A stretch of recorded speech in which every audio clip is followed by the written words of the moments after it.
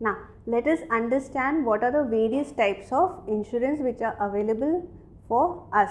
Okay, now see here, you can see the flow chart. So we have insurance which is being divided into general, okay, and life. Now again, under general we have fire insurance, we have marine insurance, we have others.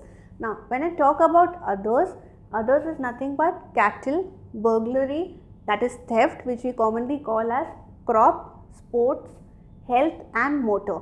We are going to learn each one of them later in the part of the course, but remember for right now that when it comes to insurance, anything related to life would be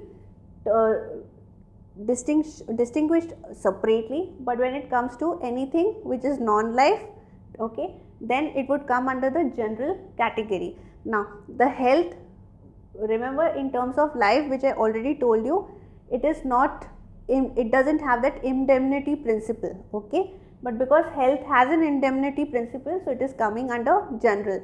So another point of distinction to remember here is that general will have that indemnity principle which we have already discussed, and life, the indemnity principle is not there, okay. This principle is missing because you cannot compensate for the loss of life which has happened, okay. Now further in the next topic we are going to learn in detail what are the life insurance all about, okay, and what are the types of it.